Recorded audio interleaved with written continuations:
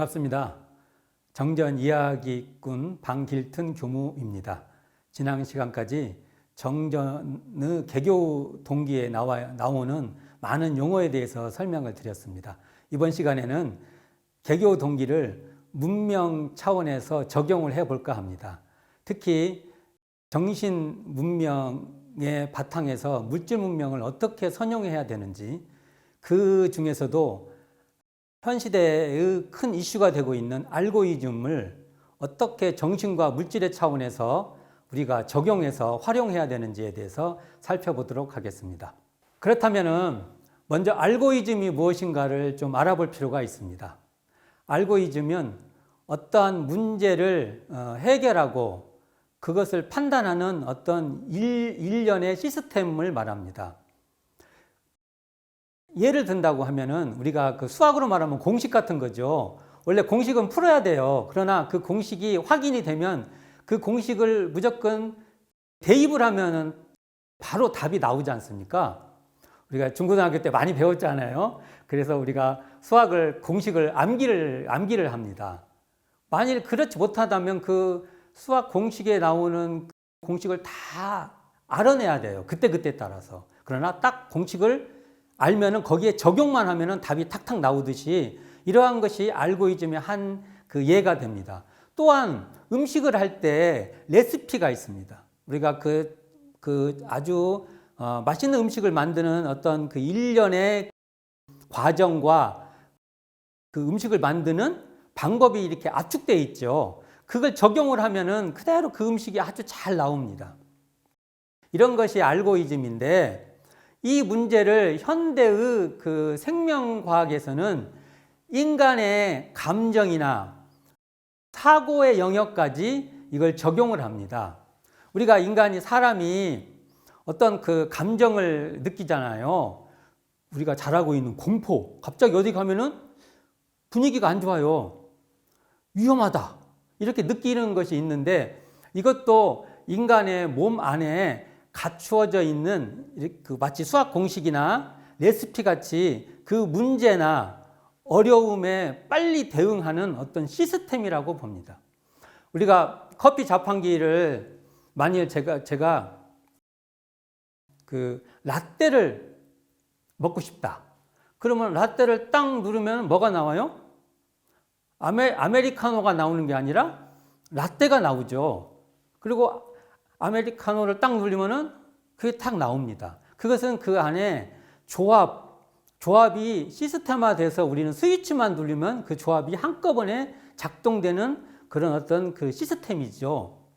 이와 같이 인간의 진화의 모든 과정 속에서 우리의 감정, 사람은 딱 이렇게 되죠. 감각이 들어오고, 인간의 마음이란 것은 아마 이 세 가지가 다일 수도 있습니다. 감각이 들어오면 그 감각에 대해서 좋다 싫다라는 감정이 생기고, 또는 그 감각에서 어떠한 그 판단을 하죠. 이게 나한테 이롭게 되는가, 뭐 기타 등등 여러 가지의 생각을 하게 됩니다. 사고를 하죠. 감각, 감정, 어떤 사고, 보통 이 세 가지 시스템이 작동이 되는데, 이러한 시스템의 인간의 DNA에는, 인간의 진화 과정에는 알고리즘화 돼 있다는 것이죠. 우리가 라떼를 누르면 라떼가 딱 나오고, 아메리카노를 누르면 아메리카노가 딱 나오고, 수학 공식에서 어떤 문제를 풀 수 있을 때 그 적용 공식을 탁 대입하면 그 문제가 탁 나오듯이 인간의 감정은 그렇게 돼 있다는 것입니다. 우리가 이성을 보면 이성에게 확 끌리죠. 어떤 사람은 그 사람의 땀 냄새가 굉장히 좋은데, 어떤 사람은 그 땀 냄새가 별로 마음에 안 든습니다. 그 땀 냄새 하나만 가지고도 어떤 생화학적인 서로의 그 이성적 번식의 확률이라든지 뭐 이런 것을 한꺼번에 다 처리해 버리는 것입니다. 마치 아메리카노를 딱 누르면 아메리카노가 딱 나오듯이, 그러한 시스템 되는 그 작동의 근거가 우리가 느끼는 두려움 또는 사랑 또는 그 매력 또는 분노, 그런 감정들이라고 합니다. 이것을 생화학적 알고리즘이라고 합니다. 그랬을 때 과연 인간의 뇌는 뭐냐 이거죠. 뇌. 우리가 보통 이 머리에 있는 이 뇌는 어떤 것이냐면, 이러한 일군의 알고리즘을 처리하는 어떤 중앙 시스템, 이렇게 생명과학에서는 이야기를 하죠. 그렇다면 생명과학에서는 인간의 이렇게 알고리즘화되는 이 시스템을 처리하는 마음의 기능은 있어도 이게 정보 처리 능력이죠. 정보를 처리할 수 있는 능력인 마음 작용은 있어도 그것을 이렇게 통제하는 어떤 X라고 하는 영혼 같은 것은 없다고 봅니다. 생명과학에서는 그렇죠. 자, 이 지점에서 우리는 한번 개교동기를 이 알고리즘이 어떤 것인지 적용해 볼 필요가 있습니다. 소태산 대종사께서는 저희 개교동기에서 정신의 세력을 확장하고 물질의 세력을 항복받으라고 말을 했습니다. 이때 소태산 대종사의 입장에서는 이러한 모든 알고리즘도 인간의 정신의 세력이 활용해야 될 도구로 봅니다. 그러니까 이걸 이렇게 보는 거죠. 알고리즘이 어떤 그 환경이나 그러한 것을 피동적으로, 수동적으로 반응하는 그러한 존재가 아니라 그 알고리즘이라는 그런 도구를 잘 사용할 수 있는 그러한 능동적인 존재로 인간을 파악하시는 것이죠. 그 파악하는 데 가장 중요한 것이 바로 정신입니다. 지난 시간에도 말씀드렸지만 소태산 대종사는 정신을 성품에 바탕한 마음을 포괄하는 그런 통괄하는 그런 자리를 정신이라고 말합니다. 그래서 소태산 대종사는 정신의 세력을 확장한다고 할 때 이 정신은 한편으로는 이런 알고리즘화 되는 것을 잘 처리하는 마음의 정보 처리 시스템도 되지만 그것의 근본은 그 알고리즘으로 물들 수 없는 그러한 환경이나 그러한 그 시스템화되어 있는 우리의 그 DNA적인 차원으로만 다 한정될 수 없는 그러한 성품에 근거하고 있다는 것이죠. 이 지점이 소태산 대종사께서 정신을 개벽하자고 하는 중요한 지점이라고 봅니다. 그렇다면 이 미래 사회를 한번 적용해 보는 겁니다. 앞으로 미래 사회는 이 알고리즘들도 알고리즘화되는 물질 문명이 끊임없이 발전될 것입니다. 그런데 모든 문명이 마치 자판기에서 아메리카노가 나오고 라떼가 나오듯이 모든 것이 이렇게 시스템화 되면은 어찌 보면 인간이 알고리즘을 주체적으로 사용할 수 있는 능력은 약화될 수 있습니다. 그리고 그 알고리즘을 시스템화하는 어떤 특정 세력의 가치관이 강력하게 들어갈 수가 있습니다. 그런 의미에서도 소태산은 미래 문명은 이 알고리즘을 잘 설계하고 그 알고리즘이 모든 인류에게 서로 행복을 가져다 줄 수 있고 서로를 존중할 수 있고 서로를 이득되게 할 수 있고 서로의 주권이 확장될 수 있는 쪽으로 설계할 수 있는 그런 정신의 주체자들이 많이 생겨야 된다는 것이죠. 그래서 소태산 대종사는 정신의 세력을 확장해라고 했습니다. 이 정신의 세력이 확장되기 위해서는요, 정신의 주체가 세워진 사람들이 더욱 많아져야 되는 것이죠. 그 사람들의 수도 많아야 되고 그 사람들의 영향력도 많아야 되고 그런 정신의 세력을 확장하는 사람들이 문화를 선도할 수 있는 그 파워도 있어야 된다고 보는 것입니다. 그래서 우리는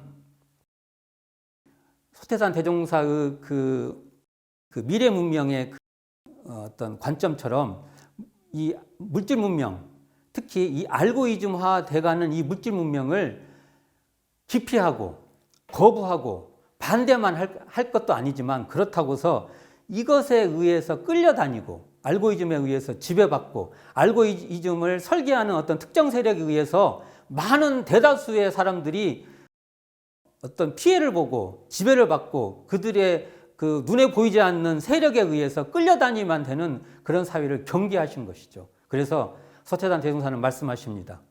정신의 세력을 확장해서 알고리즘화되는 이 물질의 세력을 잘 활용하자는 것입니다. 심지어 우리는 앞으로 모든 감정이나 사고나 우리가 생각하는 사고, 우리가 느끼는 감정, 기타 등등 모든 것도 알고리즘화 될 것이라고 봅니다. 이것을 우리는 잘 활용하는 그러한 그 문명을 개척해야 된다고 봅니다. 미래 사회는 정신의 문제가 아마 논의가 될 겁니다. 이 정신을 뇌라는 전기 신호의 작용으로 해석될 경우가 많이 있을 것입니다. 소태사는 이러한 뇌의 기능을 부정하지 않지만 소태사 대승사는 그 너머에 그 바탕이 되고 있는 성품의 차원, 바로 우리가 알고리즘이나 어떤 그러한 그 감정이나 사고나 또는 감각으로 한정될 수 없는 그 자리까지를 자각할 수 있는 그러한 인간을 요구하고 있다고 봅니다. 과학이라는 것도 절대적이지 않습니다. 우리가 수학적 언어를 사용하지 않습니까? 그러나 수학적 언어는 수학이라는 세계에서는 객관적이라고 할 수 있습니다. 그러나 이것을 인간에게 말할 때는 그 사회가 품고 있는 문명, 사고방식에 따라서 문제를 풀어갑니다. 만일 우리가 서구적 문명 속에서 산 사람은 그 수학적 사고를 풀어갈 때 서구적 문명의 담론으로 풀어갈 것입니다. 만일 과학을 한 사람이 이쪽 동아시아의 문명 속에 많이 이렇게 훈도된 사람 같으면은 동아시아적 사고로 설명할 줄 모릅니다.